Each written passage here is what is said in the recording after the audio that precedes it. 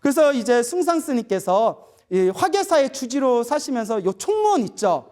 그 당시 총무원이 이제 전쟁이 끝나고 나서 완전히 피폐해진 상황이었어요. 그래서 총무원에 들어가셔가지고 우리 대한불교를 다시 한국불교를 중흥시키기 위해서 총무원에서 엄청나게 전법포교에 매진을 하시게 됩니다.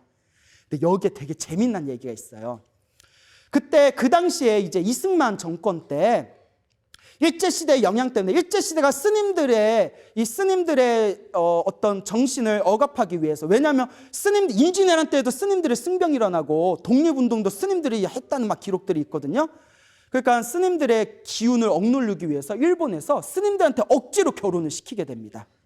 그래서 결혼을 하신 대처스님과 결혼을 안 한 비구스님이 갈리게 돼요. 그러다 이승만 정권 때 대처스님과 비구스님이 이제 싸움이 나게 돼요. 그래서 이제 비구스들이 부처님도랑은 처자식이 있는 대처스들이 있으면 안 된다, 물러가라 하고 막 안 물러가니까 막 싸움 나고 막 별의별 일이 다 생겼거든요. 화계사에 대처스이 있었는데 만주의 유명한 주먹 출신이라는 거예요. 요 화계사의 주지가 그 당시에 일제시대 때 있었던 주지가, 그게 이제 광복하고 한국전쟁 끝나고 나서 요 주지로 있었던 분이 만주면 대륙이잖아요. 대륙에서도 힘 좋다고 소문난 주먹 출신의 대처승이 있었는데 비구스님들 수십 명이어도 당해내질 못하는 거예요. 그래서 이제 문제가 생겼는데 어느 날이었대요. 숭산 스님께서 어디에 계실 때, 숭산 스님이 계실 때 어느 거사님이, 신통력이 있다고 소문난 거사님이 그 숭산 스님이 있는 사찰에 잠시 온 적이 있었답니다. 제자들을 데리고. 근데 그 거사님 이름이 만성거사라고 하는데 그 당시에 도술이 있기로 유명하신 분이래요. 독립운동가 출신이고 도술이 있다고 유명하신 분이었는데 어떤 일화가 전해져, 이건 믿거나 말거나예요. 나도 듣고 엥 이랬는데, 서울에서 친구들하고 술을 마시는데 친구들이 만성거사한테 자네가 신통력이 있다고 소문이 쫙 났는데 진짜냐고. 내가 신통이 좀 있지. 그럼 좀 보여달라고. 신통은 아무나 보여주는 거 아니네 이러더래요. 그러지 말고 좀 보여달라고. 이거 함부로 보여준 거 아니네. 그래서 뭐 이러는데 내가 잠시 소피 좀 보고 오겠네 하고 나가서 몇 분에 들어왔는데 술 먹고 있는데 술상 위에다가 목탁을 툭 던지더래요. 아니 이 사람아, 소피 보고 온다더니 이거 목탁은 어디서 가져왔나? 목탁에 뭐라고 적혀있는지 보겠나 했더니 봤더니 금강산 장안사라고 적혀있더래요. 소피 보러가 5분 사이에 금강산을 갔다 왔다는 거예요.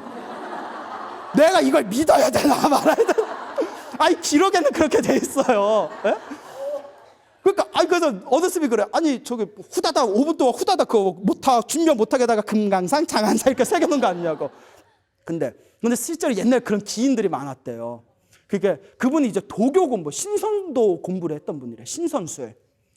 근데 이분이 이 만성거사라고 신통력 있다고 유명하신, 그 독립운동도 하셨다는 분인데 유명하신 분이 어느 날 숭산스님을 만나게 되는데 이렇게 차를 마시고 얘기를 하다가 숭산스님께서 거사님께서는 신통이 있다는데 사실입니까? 예, 제가 좀 몇 가지 도술 좀 부를 줄 압니다. 이러니까 그렇습니까? 그런데 신통을 부리는 거사님의 마음은 본래 뭡니까? 라고 질문을 던졌대요.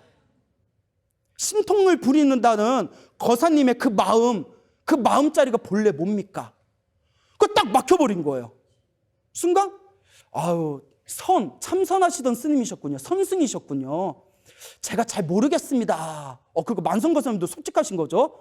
막말로 도술 불어가지고 순선 스님 휙 해버려도 이거 할 말 없는 건데, 네, 제가 잘 모르겠어요. 인품이 훌륭하셨던 것 같아요. 모르면 모른다고 딱 얘기하는 거 얼마나 아름다워요. 그때 순선 스님께서 자기 마음도 모르고 신통력을 부리니 거사님이 신통을 부리는 게 아니라 신통이 거사님을 부리는 겁니다. 그 말에 무릎을 딱 치면서 스님 말이 맞습니다. 저에게 가르침을 주십시오 하면서 딱 절을 올리더래요. 그래서 거사님이 자기 마음을 모른다고 했지 않습니까? 모르는 그 마음, 오직 모를 뿐, 모르는 그 마음을 계속 참고하십시오라고 이렇게 이제 법을 가르쳐주는 그런 기연이 있습니다. 그런데 이 이야기를 왜 하느냐? 뜬금없이 화계사 유명한 만주의 주먹이 대처승으로 있었다고 했잖아요. 이제 숭산 스님이 만성거사한테 부탁을 해요. 거사님, 예, 아니 우리 화계사에 그 주먹잡이가 있는데 이 스님들이 참 곤욕이라고 거사님이 좀 좋게 얘기 좀 해주면 안 되겠? 말이야 좋게 얘기 좀 해주면 안 되겠지 했지만은 좀 힘 좀 써주십시오 이 뜻이겠죠? 그 고사님이 호탕하게 아유 걱정 마십시오. 내가 한번 대화 좀 잘 해보겠습니다. 뭐 스님들이 그런 거친 일에 나서는 거 아닙니다. 그 고사님이 딱 가더니 이제 주지스님을 딱 만났어요. 그래서 화계사 주지스님 만나서 아유 반갑습니다. 나 저기 총무원에서 대리로 대시온 거사입니다 하면서 악수를 딱 청하니까 보통 악수에서 남자들 힘, 그 기싸움이 벌어지잖아요. 만주에서 주먹 좀 썼는데 그렇습니까? 그거 딱 잡았는데 그 화계사 주지스님이 으악 거리는 거예요. 무슨 힘이 이렇게 세냐고 또 놔달라고. 그 만성거사가 아유 뭐 이 정도 갖고 뭐 이런. 그래. 거사님 혹시 이름이 어떻게 됩니까? 하니까 거사님이 사람들을 저를 만성이라고 부르옵시다. 이랬더니 그 유명한 만성거사 하면서 자리에 털썩하고 주저앉더래요. 끝났어. 이분이 오셨으니 끝났네. 그만큼 명성이 높았다는 거예요. 그래서 그 만성거사가 이게 스님들이 와서 공부하는 도량인데 그냥 처자식 그냥 마을에 가서 사셔 막 이러면서 그래서 어떻게 이제 이야기가 정리되냐면 만성거사가 알고 있는 도술 하나 가르쳐주는 조건으로 화계사 나가는 걸로 퉁쳤다라는 이야기가 전해지고 있습니다. 예. 이런 이야기 들어보면 옛날에 진짜 도술이 있긴 있었나 봐요.